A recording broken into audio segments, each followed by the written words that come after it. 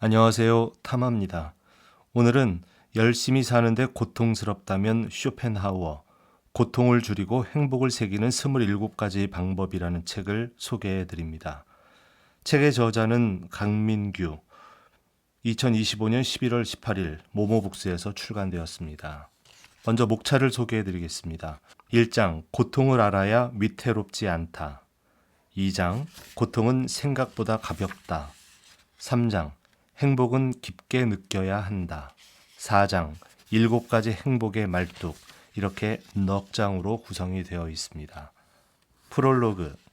열심히 살면 행복이 따라올 줄 알았습니다. 그래서 정말 열심히 살아봤습니다. 하지만 꼭 그렇지는 않았습니다. 이렇게 열심히 사는데 왜 나는 여전히 불안할까? 왜 나보다 노력하지 않는 사람보다 행복하지 못한 걸까?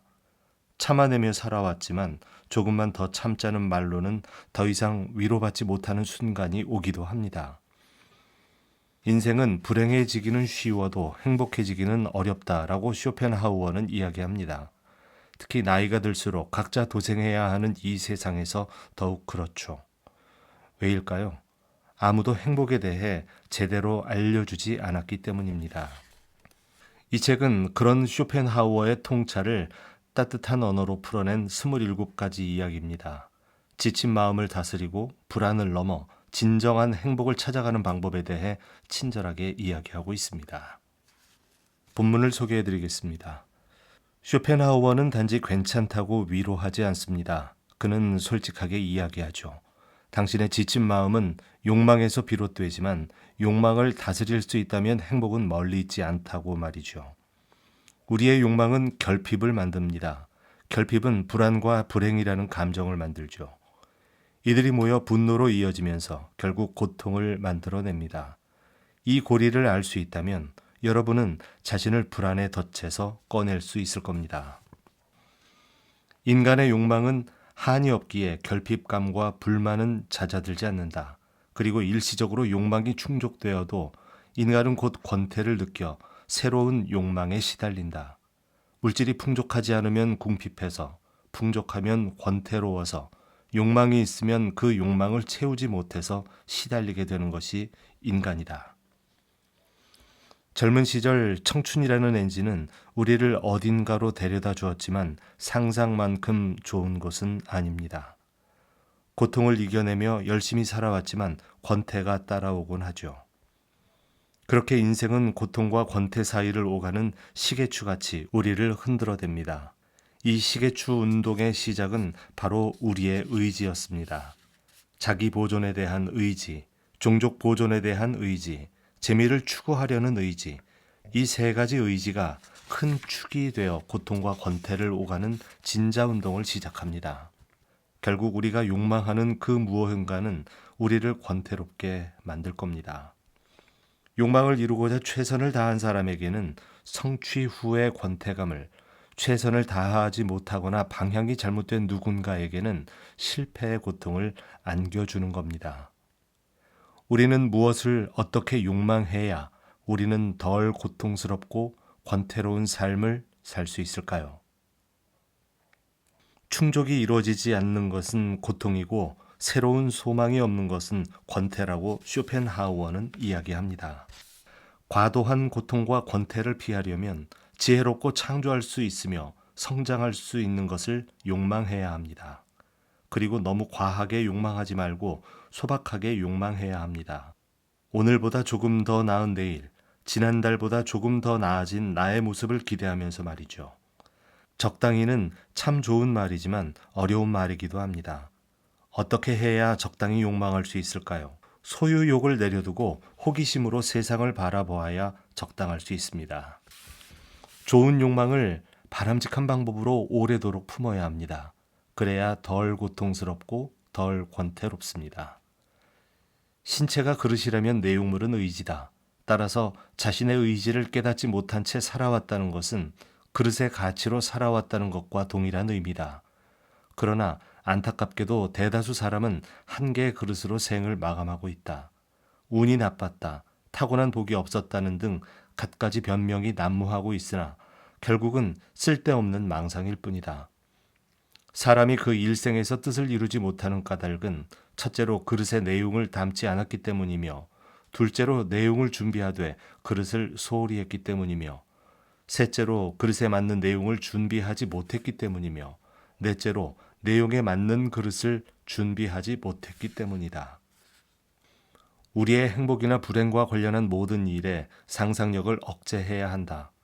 무엇보다 공중 누각을 쌓아서는 안 된다.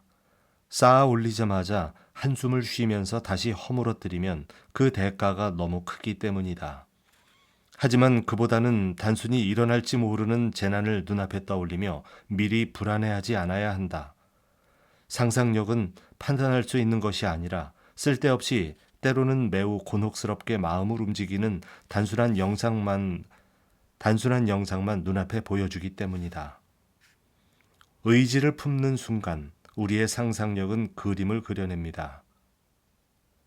어떤 책에서는 생생하게 상상하면 이루어질 테니 생생하게 상상하라고 이야기도 하죠. 그리고 상상보다는 말이 더 강렬하니 긍정 확언을 통해서 더 강력하게 상상하라고 하기도 합니다. 상상 때문에 우리는 고통스럽기도 하죠. 그야말로 내 상상 속의 행복은 공중 누각이니까요.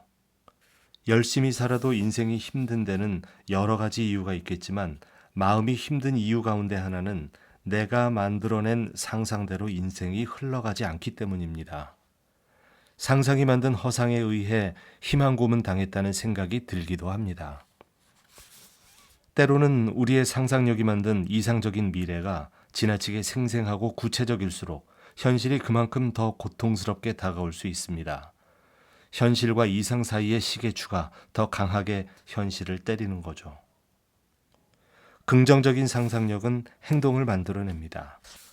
이렇게 상상은 우리를 움직이게 하는 원동력이 되지만 저 멀리 있는 공중 누각을 향해 무작정 쏘아 올린 화살은 다시 나를 향해서 고통스러워지기도 합니다. 긍정적인 상상력은 행동을 만들지만 부정적인 상상력은 우리를 멈추게 합니다. 기나라의 어떤 이가 하늘이 무너지고 땅이 꺼질까 걱정하다가 식음을 전폐하고 드러누웠다는 기우라는 표현이 있습니다. 이렇게 부정적인 상상력은 인간의 본능까지도 무뎌지게 합니다. 긍정적 상상이 만든 희망 고문 때문에 고통스럽고 부정적 상상이 만든 기우 때문에 권태로워지니까요. 쇼펜하우어는 이야기합니다. 행복이나 불행과 관련되는 일을 이성과 판단력의 눈으로 보아야 하며 있는 그대로 냉정하게 숙고해 단순히 개념에 의해 추상적으로 고찰해야 한다. 이때 상상력은 동원하지 않는 것이 좋다. 이성과 판단력의 눈으로 이 세상을 보라고 이야기합니다. 고통스럽지 않은 상상의 시작은 지금 여기 나로부터 점진적으로 해야 합니다. 지금의 나를 기준으로 상상해야 합니다. 공중까지는 아니어도 위로 올라가기 위해서 다음 계단을 밟고 올라갈 상상을 해야 하는 겁니다. 당장 내일을 상상하고 살아내야 합니다. 당장 내일을 위한 상상은 상상이라고 부르지 않습니다. 우리는 이를 계획이라고 부릅니다. 그리고 이 계획은 오늘을 움직이는 가장 강력한 힘이 됩니다. 뜬구름 잡지 않고 지금의 나로부터 상상을 시작하는 것이 이성과 판단의 눈을 가지고 상상하는 방법입니다. 이렇게 살면 덜 허무하고 덜 고통스럽게 살 수 있습니다. 오늘보다 조금 덜 괴로운 내일을 위해 오늘을 열심히 살아가게 되니까요. 주변이나 세상에서 일어나는 수많은 일마다 고개를 들이밀면 결국에는 공허해질 뿐이다. 역으로 자신의 공허함을 어떻게든 채우기 위해 닥치는 대로 수많은 일에 간섭하는 사람도 있다. 호기심은 자신의 능력을 꽃피우는데 중요한 역할을 하지만 우리의 인생은 세상의 모든 일들을 보고 들을 수 있을 만큼 오래도록 이어지지 않는다. 오늘 하루하루를 꾸준하게 살다 보면 쓸데없는 고통과 허무함은 사라지고 매일의 행동과 만족이 만들어내는 고통스럽지 않은 인생이 우리 앞에 펼쳐집니다. 더 나은 사람이 되기 위해서는 고통이 필요하다. 셰익스피어, 괴테, 플라톤, 칸트가 현실에 만족하고 행복하게 살면서 모든 소망이 이루어졌다면 과연 시를 쓰고 철학을 만들고 이성을 비판할 수 있었겠는가? 우리는 불만을 통해 자기만의 철학을 발견할 수 있다. 괴테의 말처럼 오직 고통만이 인간을 더 나은 경지로 이끈다. 상대적으로 현실적 상상인 계획, 이를 현실로 만들기 위한 노력, 이 두 가지를 꾸준히 하면서 사는 것은 생각보다 쉽지 않습니다. 그래서 우리 의식이 우리를 쉬게 하기 위해 보내는 강력한 신호가 있습니다. 바로 불만입니다. 이런 불만이 심해지면 불안정해지고 밤에 잠을 잘못 자기도 하고 집중해서 일을 할 수도 없으며 심지어는 쉬는 것도 어려워집니다. 때로는 이런 불만들이 우리 삶에 깊이 새겨지기도 하죠. 우리의 불만이 깊이 새겨지기 전에 나의 불만을 잘 알고 올바른 방법으로 대응해야 하는 이유입니다. 이 세상은 불만을 느끼는 사람 중심으로 돌아가는 것이 아니라 불만을 적극적으로 해소하려고 노력하는 사람 중심으로 돕니다. 꽤 위대한 일을 한 인물들도 사실 자신만의 불만 해결 방식을 이 사회에 적용하다 보니 세상을 바꿔나가고 있는 겁니다. 어떤 불만을 가지고 계십니까? 정답은 없습니다. 어떤 방식이든 좋습니다. 하지만 일관된 해결 방식을 갖는 것이 좋습니다. 불만이라는 상처를 치료하는 자신만의 방식을 만드시길 바랍니다. 상처를 방치한 채로 아픈 채로 그냥 사는 것도 습관이 됩니다. 그리고 이 습관은 인생의 고통이라는 깊은 흉터를 새겨냅니다. 내가 느끼고 있는 불만에 대한 해결을 통해 트라우마를 방지할 수 있습니다. 불행한 사람들에게는 공통점이 있습니다. 그들은 불행을 계속 곱씹어대죠. 맛있는 음식을 먹기 위해서 껌을 뱉어내야 하는 것처럼 행복을 얻기 위해서는 불행을 뱉어내야 합니다.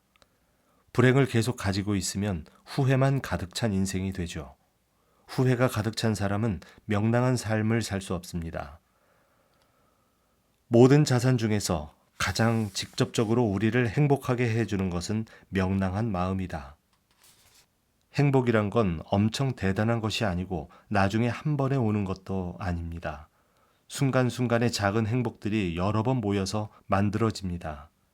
명랑한 인생이란 젊은이들의 철없는 태도가 아닙니다. 오히려 인생을 깊이 이해한 사람만이 누릴 수 있는 차원 높은 인생의 방식이죠. 명랑함은 얼굴 표정에 직접적으로 드러납니다. 많이 웃는 사람이 행복하다는 말은 결과론일 수도 있고 과정론일 수도 있습니다. 그러기에 아무리 불행해도 명랑하게 살아야 합니다. 분노는 즉시 그 계기를 엄청나게 확대하고 왜곡시키는 현혹을 만들어낸다. 이 현혹은 이제 다시 분노를 높이고 높아진 이 분노 자체에 의해 그 현혹이 다시 커진다. 이런 식으로 계속 상호작용이 고조되다가 마침내 분노가 폭발하게 된다. 아무리 불쾌한 일을 겪어도 분노는 참아야 합니다. 분노가 잦은 인생의 마지막은 외로움만 남게 됩니다. 화산이 언제 터질지 모르는 주변 마을에는 아무도 살려고 하지 않듯이 언제 터질지 모르는 사람 주변에는 그 누구도 함께 하려고 하지 않으니까요. 쇼펜하우어가 이야기하는 것처럼 분노가 치미는 순간은 자신의 약점을 관찰하기 가장 좋은 시간입니다. 나를 분노하게 만드는 포인트가 있다면 그 포인트가 나의 약점이고 그 약점을 극복한다면 더 좋은 사람으로 성장할 수 있다는 방증이기도 합니다. 차원이 다른 사람으로 성장할 수 있는 좋은 기회입니다. 분노가 생기는 가장 큰 원인은 기대와 현실과의 괴리입니다. 이 차이를 순식간에 일치시키려는 폭발이 분노고, 그리고 이는 부당함, 무력감, 배신감, 자존감, 억눌린 감정의 폭발과 같은 것들로 인해 생겨납니다. 그렇다면 분노하지 않고 평온한 마음으로 인생을 살아가기 위해서는 어떻게 해야 할까요? 타인과의 심리적 거리를 두고 살아가야 합니다. 타인과 마음을 주고받지 말자는 이야기가 아니라 의존해서는 안 된다는 겁니다. 타인을 통해서 무언가를 이루거나 얻으려는 마음을 버려야 합니다. 타인은 타인대로 열심히 살아가는 사람일 뿐 나를 위해 사는 사람은 아니니까요. 또한 내가 통제할 수 있는 것과 할 수 없는 것을 구분해야 합니다. 내가 통제할 수 있는 것은 오직 나의 하루, 지금 할 수 있는 말과 행동뿐입니다. 그러니 오늘 나의 하루를 충분히 만족스럽게 살아내고 그 외의 것들에 대해서는 욕심을 갖지 말아야 합니다. 마지막으로 이 세상에 대단한 것을 기대해서는 안 됩니다. 가만히 있는 한 이 세상은 그 누구에게도 아무것도 주지 않습니다.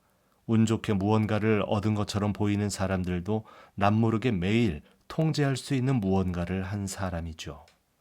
그들 또한 그들의 하루하루를 온전히 보내는 데 집중했을 뿐입니다.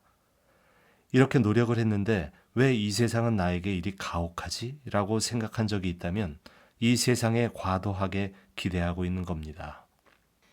나이가 들수록 어떤 사람들은 이 세상에 많은 것을 바라고 타인에게 기대하며 통제할 수 없는 것에 욕심을 내기에 분노가 늘어가곤 합니다. 그렇게 외롭고 고독하게 늙어가는 삶 원치 않으시겠죠? 형태의 행동이 그림자에 의해 반복되는 것처럼 그 자의식은 의지의 행동이 그 형태에 의해 동시에 반복되는 것을 보게 된다.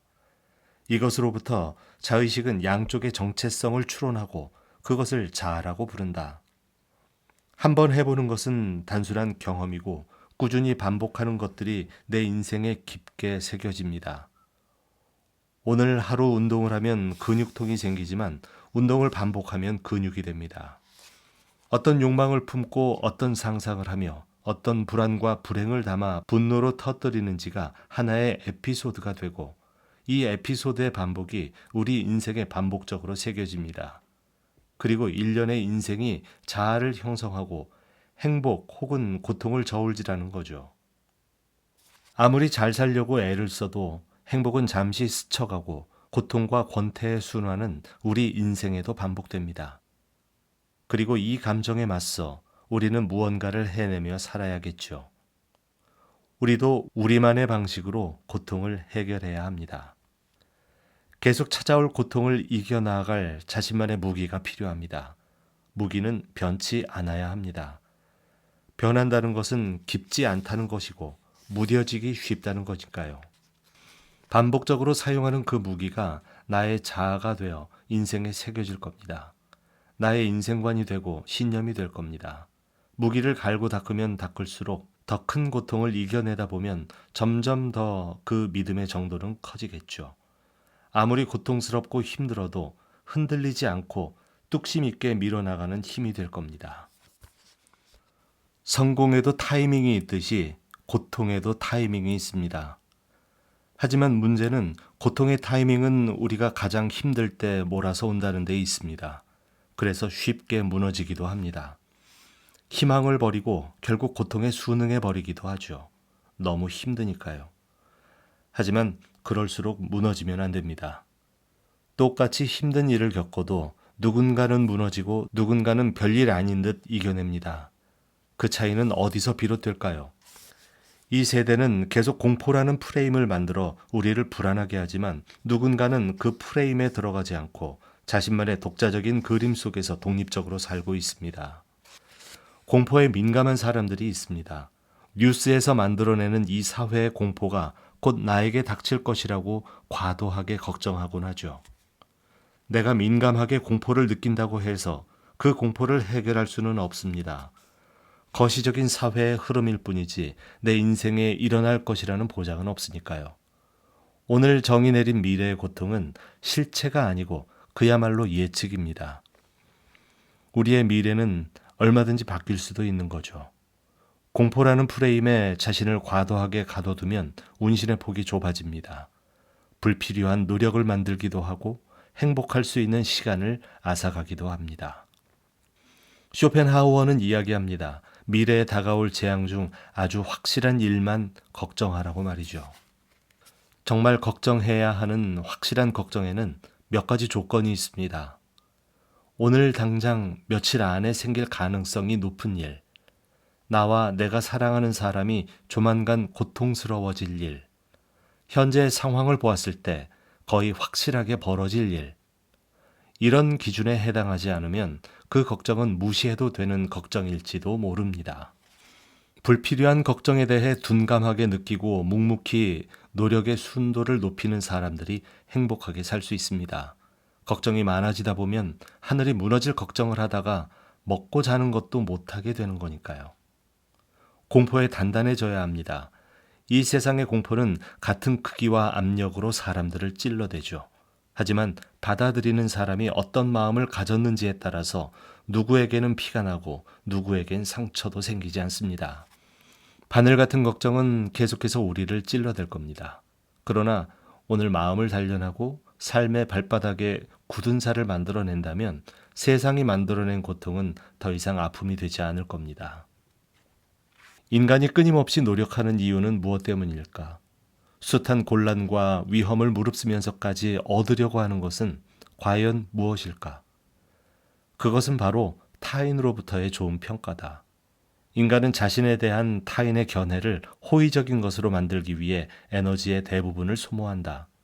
사회적 지위, 칭호, 훈장을 받으려는 노력은 물론이거니와 재산을 늘리고 심지어는 학문과 예술에 쏟아붓는 노력까지 그 모든 게 궁극적으로는 사회적인 존경을 얻기 위한 것이다. 인간은 얼마나 어리석은 존재인가. 내가 중심이 되어 이 세상을 나의 중심 위에 올려두어야 합니다. 변하고 늙어가는 외모보다는 점점 아름다워질 내면을 채우며 살아가야 합니다. 타인의 반응만 신경 쓰다가 내가 하고 싶은 것을 놓치지 말고 내가 원하는 것을 하면서 살아가야 합니다. 야망은 참 짜릿하지만 클수록 위험해집니다. 그 결과 고통스러울 확률도 높아지고요. 모든 사람이 지적으로 살고자 노력하지만 생각보다 지적으로 사는 것은 어렵습니다. 지적으로 생각한 후에 행동하기보다는 행동하고 나서 지적으로 후회를 하죠. 부자가 되고 싶다, 아름다워지고 싶다, 지혜롭고 싶다 같은 욕망은 많은 사람들이 가지고 있는 욕망이자 목표입니다. 하지만 안타깝게도 많은 사람들은 부자가 되지 못하고 아름다워지지 못하며 지혜로운 사람이 되지 못합니다. 원하는 것이 명확하지 않기 때문에 갖지 못하고 이루지 못하는 거죠. 이렇게 애매한 목표는 달성할 수 없지만 구체적인 목표로 바꾸고 노력하면 우리는 이것을 달성할 수 있습니다. 그리고 목표를 달성하지 못해 느끼는 고통에서 자유로워질 수 있죠. 거창한 인생의 목표가 아니라 오늘 하루 권태롭지 않고 뿌듯함을 느끼기 위해서는 하루의 삶 속에서 현실적인 목표가 필요합니다. 그리고 매주, 매월 내가 세운 목표를 되돌아보시기 바랍니다. 나이가 들수록 고통스럽지 않은 삶을 사는 것이 위로된다고 쇼펜하우어는 말합니다. 맞습니다. 늙을수록 힘과 에너지가 적어지기 때문에 고통을 이겨낼 힘이 적어지니까요. 하지만 고통은 절대적이지 않습니다. 상대적이죠. 시간 낭비를 하지 않는 고생할 만한 고생을 찾아야 합니다. 미래의 나에게 도움이 될 만한 고생, 내 능력과 기질과 어울리는 고생, 나를 점진적으로 발전시키는 고생을 사서 해야 하는 겁니다. 그게 바로 진짜 그릇을 키우는 길이죠. 필요한 고생을 찾았다면 지금 내가 마땅히 하고 있는 그 고생은 숙명이라고 받아들여야 합니다. 그게 바로 아모르 파티의 진정한 뜻이기도 합니다. 운명에는 행복뿐 아니라 고통도 포함되니까요. 좋은 고통을 선택해야 합니다. 그렇다면 나에게 좋은 고통이란 무엇일까요? 내가 잘하는 것을 더 고차원적으로 잘하기 위한 고통은 좋은 고통입니다. 내가 잘하는 것을 찾았다는 것은 큰 행운이죠. 고통도 투자입니다. 미래의 나를 성장시키고 나의 능력을 고차원적으로 끌어올 수 있는 고통이 좋은 고통인 거죠. 좋은 고통에는 세 가지 특징이 있습니다. 바로 방향성이 뚜렷하고 무언가 남으며 지속 가능합니다. 니체는 이야기합니다. 초인이란 필요한 일을 견디어 나갈 뿐 아니라 그 고난을 사랑하는 사람이라고요. 어제보다 고통을 하나 더 견뎌낸 사람, 어제와는 조금 더 나은 삶을 만들어가는 사람, 그런 사람들은 충분히 초인이라고 불릴 자격이 있습니다. 인생에서 고통의 총량이 정해져 있는 것처럼 불행의 총량도 정해져 있습니다. 아무리 피하려고 해도 불행한 일은 닥치기 마련이죠. 하지만 이 같은 양의 불행에 대해서 누군가는 그냥 해프닝이라고 생각하고 누군가는 인생에 막아 꼈다고 불평합니다. 누군가는 이 정도의 불행이 다행이라고 하지만 누군가는 그 불행 때문에 생을 마감하기도 합니다. 쇼펜하우어는 불행으로 인해 마음의 평화를 잃지 말아야 한다고 말합니다. 의도치 않게 생긴 일들에 대해서 초연한 자세로 대해야 한다고 말하죠. 불행한 일을 사소한 일로 취급하고 무시하는 힘이 필요합니다. 그래야 불행에 머무는 시간을 줄여 더 행복한 삶을 살 수 있습니다. 행복은 가까이서 보아야 하고 불행은 멀리서 보아야 합니다. 행복은 현실이고 불행은 허상이기 때문이죠. 오늘 겪은 사소한 불행은 일주일만 지나도 기억나지 않을 겁니다. 고통의 저울에 올려두어야 할 고통은 미래에 영향을 직접 주는 것들이어야 합니다. 왜 사람들은 인생이 고통이라고 말할까요? 플러스가 되는 인생을 원하지만 고통을 오래 담아두고 행복은 깊게 담지 못하기에 마이너스의 감정으로 인생을 살게 됩니다. 그래서 인생이 고통이라고 이야기하는 것일지도 모릅니다. 행복을 더 깊게 오래 느껴야 하는 이유입니다. 마이너스 인생을 플러스로 전환해서 행복한 인생으로 만들기 위해서 말이죠. 우리는 삶의 수많은 요구를 하면서 행복을 넓은 범위 위에 세우지 않도록 주의를 기울여야 한다. 너무 넓은 범위 위에 세운 행복은 무너지기 쉬운 데다 재앙이 닥칠 가능성이 훨씬 높기에 결국 나쁜 일이 일어나기 때문이다. 욕망의 범위를 넓히다 보면 그 어떤 것도 제대로 얻지 못하게 됩니다. 이거 조금, 저거 조금 해서는 제대로 된 행복을 얻을 수 없고 종류가 많다고 다 좋은 게 아닌데 다 잘해야 한다는 욕심 때문에 그 어떤 행복도 얻기 어렵습니다. 우리는 무의식적으로 단시간 내에 여러 가지 행복을 얻기를 원합니다.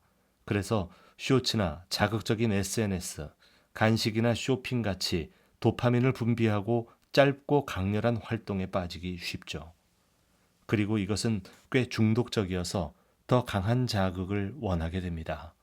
더 빠르고 더 강렬한 얕은 쾌락을 원하게 되는 것이죠. 행복을 넓은 범위에 세우려고 하는 사람들은 마음속에 얕은 기초를 만드는 것과 같습니다. 여기저기 모두 다 행복해지려고 하는 거죠. 그래서 깊이 파지 못하고 적당히만 파다가 맙니다. 하지만 우리의 인생은 우리가 저층 건물에만 살게 놔두지 않습니다. 곧 더 높은 곳을 향해 건물을 쌓아 올릴 기회를 주곤 합니다. 동시에 위기도 주곤 하죠.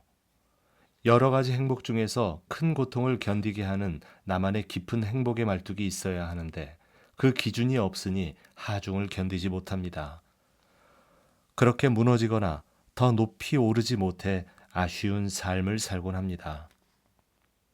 하지만 몇 가지 주관적 행복에 집중하는 사람들은 타인의 반응에 신경 쓰지 않습니다.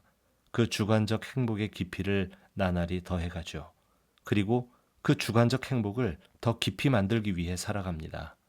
그 힘으로 더 큰 고난을 버틸 수 있는 것이죠. 모든 범위를 제한해야 우리가 행복해진다. 우리의 시야, 활동, 범위, 접촉 범위가 좁을수록 우리는 행복해지고 그런 것이 넓을수록 고통이나 불안을 느끼는 빈도가 잦아진다. 그 범위가 넓어질수록 걱정이나 소망, 두려움도 커지기 때문이다. 심지어 장님조차 표정이 부드럽고 거의 명랑하다 할 정도로 편안한 것으로 보아 우리가 애당초 생각하는 것만큼 불행하지는 않다. 인생의 후반이 전반보다 슬퍼지는 것도 부분적으로는 이러한 규칙 때문이다. 살아갈수록 우리가 목표로 삼는 영역과 관계하는 범위가 점점 넓어지기 때문이다. 어린아이들은 대체로 행복합니다. 그날 재미있게 놀았으면 행복하니까요. 그래서 어린아이들의 행복 말뚝은 깊고 견고합니다. 내가 집중하는 행복, 그 몇 가지만 행복해도 내 인생은 충분히 행복해질 수 있습니다. 남들이 만든 행복의 기준에 흔들리지 않고 진정 나만의 행복한 인생을 살아갈 수 있습니다. 행복에 필요한 5가지 조건. 첫째, 먹고 입고 살고 싶은 수준에서 조금 부족한 듯한 재산. 둘째, 모든 사람이 칭찬하기에 약간 부족한 용모. 셋째, 자신이 자만하고 있는 것에서 사람들이 절반 정도밖에 알아주지 않는 명예. 넷째, 겨루어서 한 사람에게 이기고 두 사람에게 질 정도의 체력. 다섯째, 연설을 듣고서 청중의 절반은 손뼉을 치지 않는 말솜씨. 행복은 다다익선이 아니라 심심익선입니다. 모든 종류의 행복을 다 누리는 건 착각이자 과욕이죠. 다 가진 사람은 이 세상에 없습니다. 물론 그렇게 보이는 사람들이 많지만 실상은 과대 포장된 이미지이거나 우리가 모르는 다른 부분에서 대가를 치르고 있는 경우가 대부분이죠. 쇼펜하우어는 인간의 운명을 만드는 세 가지를 이야기합니다. 이루는 것, 지니고 있는 것, 남에게 보이는 것, 모두 중요하지만 그중 가장 중요한 것은 첫째, 인간을 이루는 겁니다. 지니고 있는 것과 남에게 드러내 보이는 것은 변하지만 이에 비해 인간을 이루는 인격은 잘 변하지 않으니까요. 고통스러운 왕보다는 행복한 거지가 더 낫다고 쇼펜하우어는 이야기하니까요. 인격을 형성하는 가치들도 나이와 상황에 따라 달라지는데 어떤 내적 행복을 추구하면서 살아야 할까요? 인격을 이루는 것이 아닌 인격을 전반적으로 향상할 수 있는 것에 행복을 추구하면서 살아야 합니다. 성실, 배려, 꾸준함, 창조, 그리고 정직한 삶을 위해서 살아야 하죠. 우리는 얼마나 깊은 행복을 가져야 할까요? 내가 원하는 최고치의 75%, 즉 4분의 3만큼이면 충분합니다. 75%는 여유롭고 견고합니다. 남은 25%는 고통이나 권태가 아닌 삶의 여백이 되고 유연히 채워나갈 미래의 공간이 됩니다. 이 공간이 있어야 권태가 들어올 자리가 없어지고 고통이 찾아와도 흔들리지 않을 수 있습니다. 건축학적으로도 건물의 최대 하중의 7, 80% 정도를 실제 하중으로 설계하고 심리학적으로도 80% 미만의 목표 달성이 지속적인 동기부여를 준다는 결과도 있습니다. 우리는 현실의 행복과 이상적인 행복의 비율을 조절해야 합니다. 너무 이상적이어도 너무 현실적이어도 우리는 고통스러워질 테니까요. 샌프란시스코 주립대 라이언 하웰 교수진의 연구 결과에 따르면 행복한 인생을 위해서는 균형 잡힌 시간과 관점을 갖는 것이 중요하다고 합니다. 과거, 현재, 미래 중 하나의 관점에만 지나치게 의존하면 해롭고 파괴적인 행동에 빠질 수 있다고 말하죠. 그렇다면 현재와 미래의 행복을 위해 나누는 적정 비율은 얼마일까요? 내 안의 긍정을 춤추게 하라의 저자 바버라 프레드릭스는 긍정정서와 부정정서 사이의 황금 비율을 긍정정서와 부정정서의 황금 비율을 3대 1로 정의합니다. 기쁨, 사랑, 흥미, 재미와 같은 지금 누릴 수 있는 긍정적인 정서 75%와 적당한 불안감, 실패에 대한 우려와 같은 부정적인 정서 25%가 행복의 황금 비율이라고 말합니다. 과도한 걱정과 부정적 감정을 가지고 오랜 기간 지내다 보면 하루하루가 행복하지 않습니다. 그래서 오늘의 그 노력을 계속 이어나갈 맛이 사라지게 되죠. 그럴 땐 조금 쉬어가도 괜찮습니다. 재미있거나 흥미있는 것을 위해 살아도 괜찮습니다. 결국 평균을 75%로 만들면 되니까요. 행복을 미루고만 사는 사람들이 종종 있습니다. 얼마나 큰 행복이 나중에 찾아올지 모르겠습니다. 기대했던 만큼의 행복이 채워지지 않아서 더 큰 실망이 될지도 모르죠. 오늘 누릴 수 있는 75%의 행복은 오늘 누리셨으면 좋겠습니다. 우리의 삶이 별빛처럼 빛나지 않아도 괜찮습니다. 반딧불 같은 빛만으로도 충분합니다. 별빛은 자신보다 타인을 위한 빛을 냅니다. 하지만 반딧불은 생존을 위해 빛을 만들어내죠. 이 작은 생명체가 만들어내는 빛은 외로울지 몰라도 그 진정성만큼은 어느 별보다 뜨거운 겁니다. 그 누구보다도 나를 위해 빛을 내고 있으니까요. 인생이란 어떻게든 끝마쳐야 하는 힘든 과제와 같고 인생을 견뎌냈다는 말은 멋진 표현이라고 쇼펜하우어는 이야기합니다. 별처럼 나 자신을 과도하게 태워가며 빛을 내지 말고 나방처럼 불빛만 따라 다니다가 타버리지도 말고 현실 속에서 나만이 만들 수 있는 행복을 통해 주변을 빛내는 인생을 사시길 바랍니다.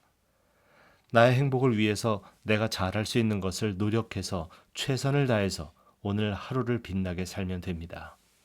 내 가족이 더 따뜻한 곳에서 행복할 수 있도록 내가 할 수 있는 노력을 하면 됩니다. 큰 성공을 거두지 않아도 괜찮습니다.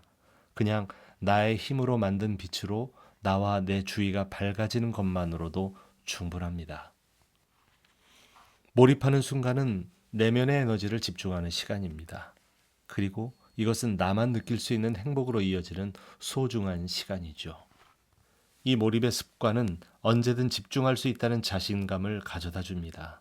이는 불확실한 미래라는 불안에서 벗어날 수 있는 좋은 방법입니다.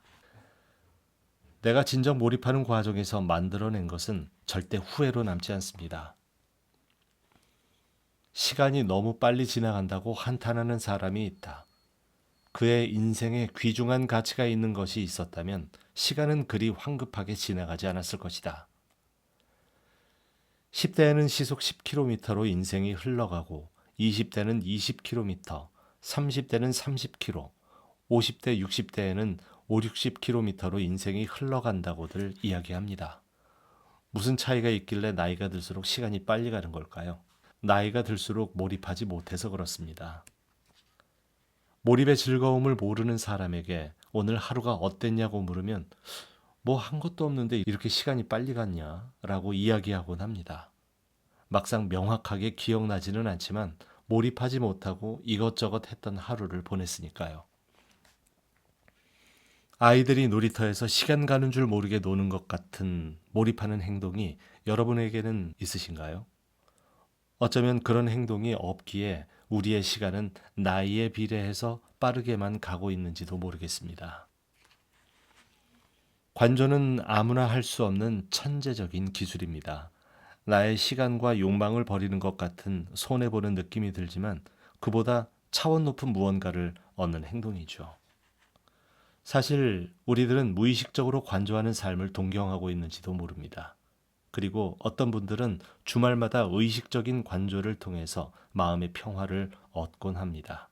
바로 캠핑장에서 말이죠. 캠핑을 좋아하는 딸 때문에 시작한 캠핑에서 관조하는 삶을 발견했습니다. 불을 멍하니 바라보는 불멍 덕분에요. 불이 일렁일렁 춤추는 모습, 타닥타닥 타들어가는 소리는 마음을 안정시킵니다. 별다른 의도 없이 타오르는 불을 바라보는 그 순간, 의지를 잠시 내려놓고 세상과 나를 한 걸음 떨어져 바라보게 됩니다.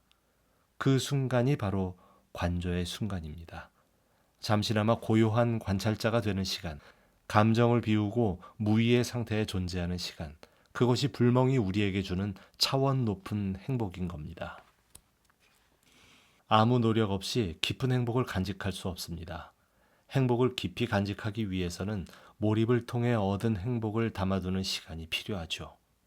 그게 바로 관조입니다.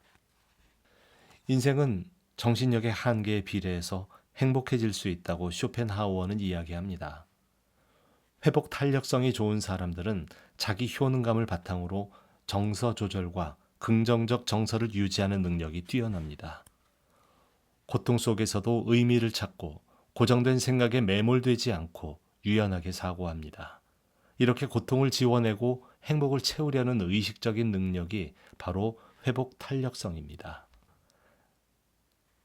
막연히 행복하고 싶다는 생각만으로는 결코 깊은 행복에 닿을 수 없습니다. 내가 왜 행복해야 하는지, 지금 이 삶에서 왜 반드시 행복을 찾아야 하는지 이 질문에 대한 대답이 분명해야 하죠.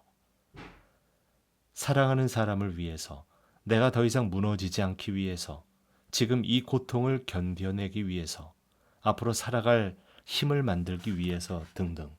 그 이유가 명확해야 합니다. 그렇지 않으면 조금만 힘들어도 우리는 다시 수면 위로 올라와 버리고 말 테니까요. 행복의 동기가 생겼다면 이제 남은 건 버티는 힘입니다. 바로 인내심이죠. 조금 더 견뎌본 사람만이 키울 수 있는 후천적인 능력입니다. 인내심을 키우는 방법은 의외로 단순합니다. 바로 조금만 더 버텨보기입니다. 오늘 1분만 더 달려보기, 오늘 5분만 더 집중해보기, 오늘 한 번만 더 웃어보기, 오늘 하루만 더 긍정적으로 버텨보기, 힘들 땐 딱 하나만 더 하고 쉬기. 이 조금만 더의 누적이 결국 큰 차이를 만듭니다. 회복 탄력성도 그렇게 커집니다. 쇼펜하우어는 우리가 이렇게 열심히 살아가고 있는 인생을 두고 에피소드에 불과하다고 이야기합니다. 에피소드의 접두사인 에피는 덧붙여서라는 뜻이 있죠. 거대한 우주 속에 우리 인생은 잠시 덧붙어서 살다가 끝나는 것이라고 볼 수 있습니다. 아무것도 없던 무위의 세계에서 나라는 사람과 나의 소유물은 잠시 덧붙여 존재하다가 다시 원래의 무위로 돌아가는 겁니다. 이렇게 원래 세계는 무위지만 우리는 유를 위해 살아갑니다. 물질을 가지려고, 사람을 가지려고, 그리고 더 좋은 물질과 사랑을 가지려고 계속 집착합니다. 집착이 고통스러운 이유입니다. 관성적으로 무여야 하는 존재들의 어깨에 자꾸 유를 얹히다 보니 관성에 어긋나는 행동을 하는 거죠. 언제 터질지 모르는 거품 같은 인생인데 색은 탁해지고 거품은 무거워집니다.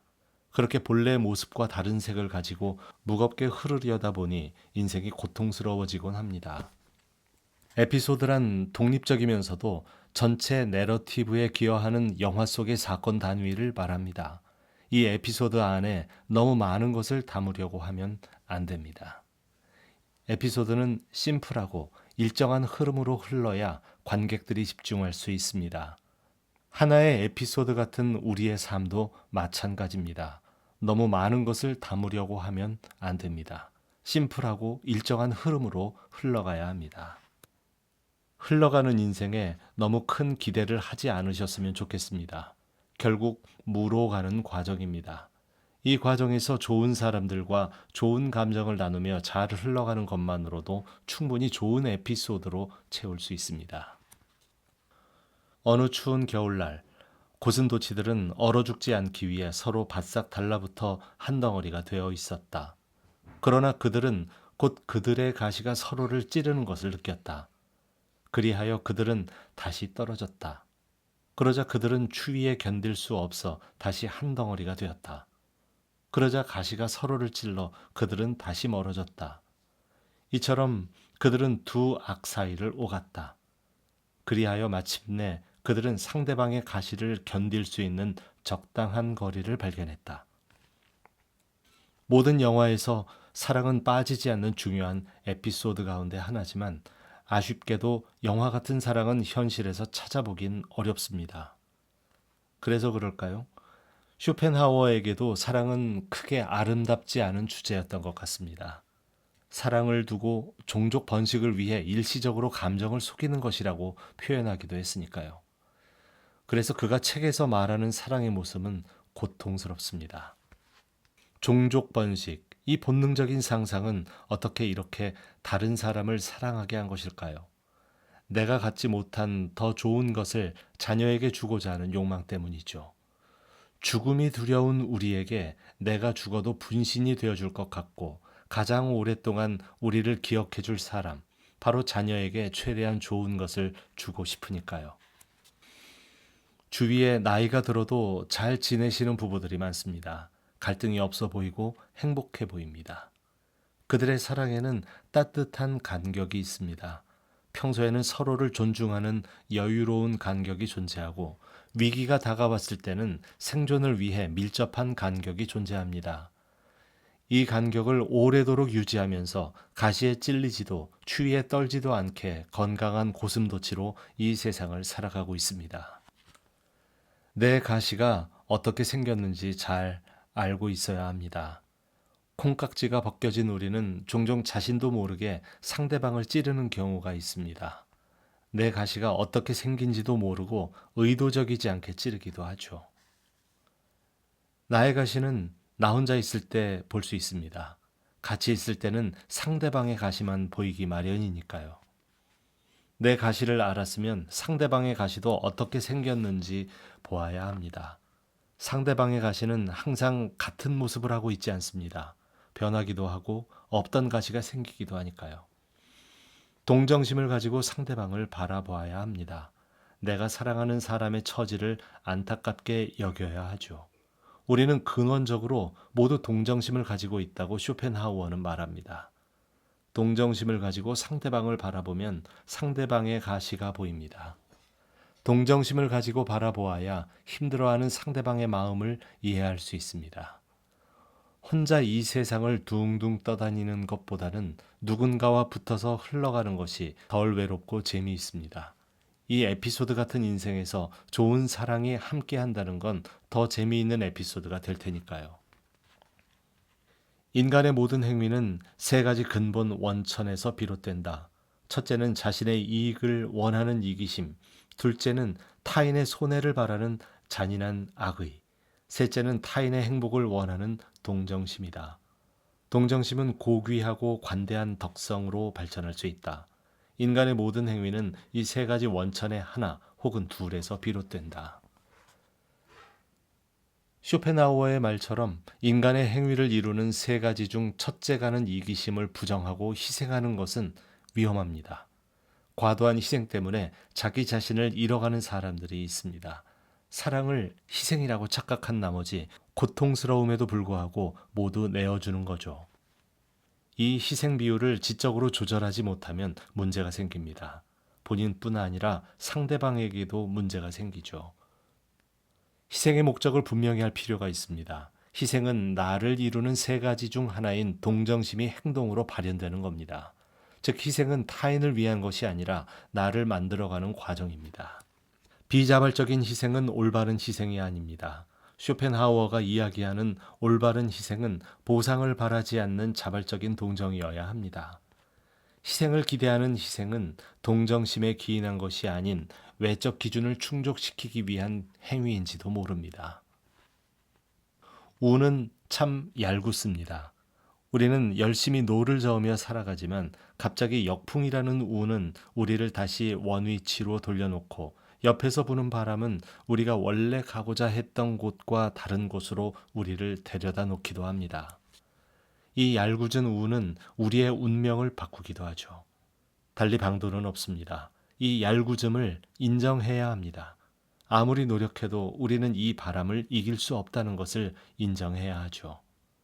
운을 거스르며 앞으로 나아가지는 못합니다. 결국 튼튼한 돛을 가지고 부단히 노력질하는 것만이 인간이 할 수 있는 유일한 방법입니다. 그러면 우리는 어떻게 해야 할까요? 바람을 선택할 수는 없죠. 하지만 예측을 시도할 수는 있습니다. 예측한다고 해서 100% 맞을 거란 보장은 없습니다만 30%든 아니 10%든 맞출 수 있다면 포기하지 않고 노질할 이유가 생깁니다.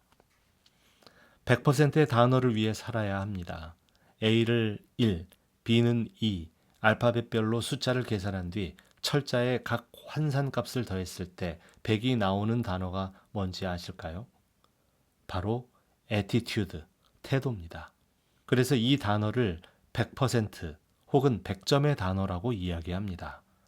100점의 단어가 아니어도 태도는 행복을 위해 참 중요합니다. 좋은 태도를 가지고 살아야 운이라는 바람이 내게 불어올 때까지 계속 노를 저어갈 수 있을 테니까요. 좋은 태도는 포기하지 않고 꾸준하게 나아가게 하는 힘입니다. 좋은 태도를 가지지 못하는 사람들은 노질하지 않고 바람만 기다리곤 합니다.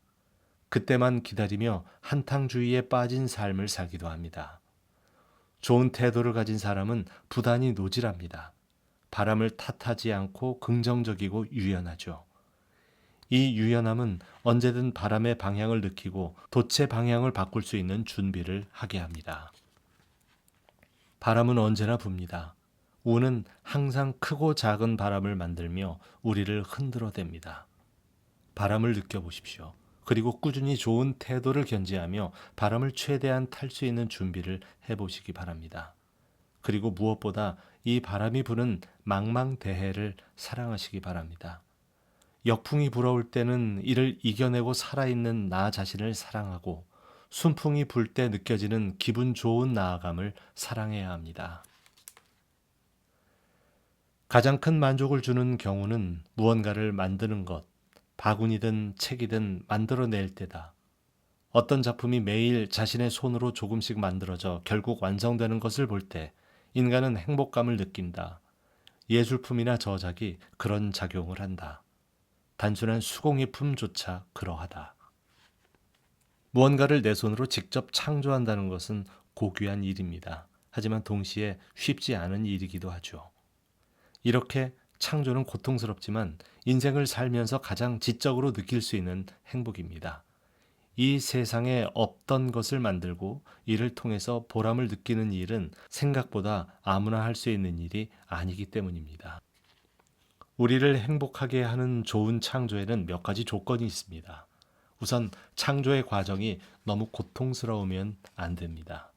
창조는 올인이 아니고 롱런의 과정인 거죠. 그리고 내 필요에 의해서 창조가 시작되어야 합니다. 무분별한 모방에는 정신이 결여돼 있고 정신이 결여되어 있다는 것은 의지가 부족하다는 뜻입니다. 결국 의지가 박약한 창조물은 그 한계가 있습니다. 마지막으로 결과보다는 과정을 중시하는 태도가 중요합니다. 그냥 만드는 사람들은 결과물에 연연하지 않습니다. 창조의 과정이 주는 기쁨을 깊게 만끽합니다. 그런 삶이 루틴이 되어 그들의 삶을 깊은 행복으로 채워나갑니다. 침울한 사람은 10가지 계획 중에서 9가지를 성공하더라도 이 9가지에 대해 기뻐하지 않고 그 한 가지 일을 실패한 것에 화를 낸다. 명랑한 사람은 한 가지 일에 성공한 것으로도 자신을 위로하고 유쾌한 기분을 가질 줄 안다. 가까이서 바라보든 멀리서 바라보든 누군가는 2가지 결과로 인생을 정의해야 합니다. 하지만 인생은 성공 혹은 실패라는 단어로 정의할 만큼 단순하지만은 않습니다. 누구는 성공했다가 실패하고, 누구는 실패했다가 성공하고, 누구는 적당히 성공하고 실패하며 살아갑니다. 그래서 더 고통스럽거나 더 오만해지기도 하죠. 현명하지 못한 사람들이 정의하는 성공과 실패라는 것은 극단적인 결과, 이 때문에 생기는 현명하지 못한 고통 속으로 자신을 몰아넣고 있지는 않은지 생각해 봐야 합니다.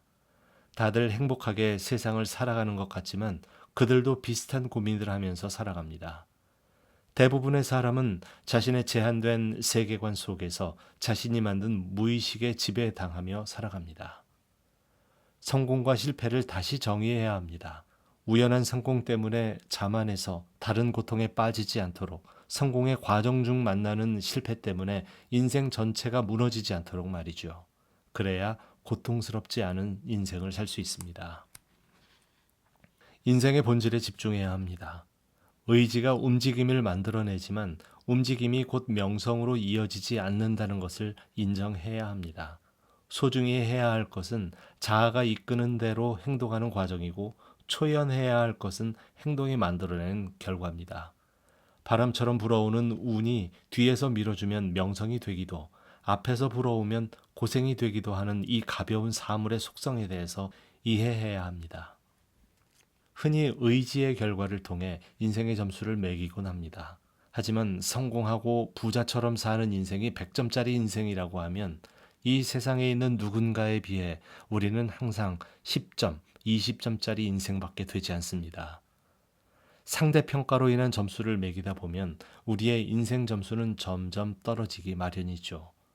내 인생의 점수는 매겨지는 것이 아니라 채우는 겁니다. 오늘 하루 의지대로 살았다면 100점짜리 하루가 됩니다. 우리는 미래를 예측하려고 최대한 노력하지만 미래의 감정까지는 예측하기 어렵습니다. 소유에 대한 욕망은 지금의 나를 고통스럽게 하죠. 소유하지 않으면 당장 불안해지니까요. 이 감정은 미래에도 동일할 겁니다. 하지만 소유에 대한 감정은 영원하지 않습니다. 오늘 소유하지 않으면 오늘 당장은 불쾌할지 모르지만 미래까지 그 불쾌함이 이어지지 않습니다. 왜냐하면 미래에는 또 그 나름대로 필요한 것들이 생겨나니까요. 시간의 흐름과 함께 생각해야 소유로 인해 덜 고통스러울 수 있습니다. 시간은 우리의 편일 수도 아닐 수도 있습니다. 시간을 잘 써야 우리 편이 되고 잘못 쓰면 우리를 괴롭게 합니다. 하지만 미래를 예측하지 못한 현실의 선택은 시간이 지날수록 우리를 빚지게 합니다. 시간을 내 편으로 만들기 위해서는 시간의 변화에 따른 나의 감정의 변화를 생생하게 생각해 봐야 합니다. 이 소유물로 인해 과연 얼마나 오래 행복할 수 있을까를 생각해야 합니다.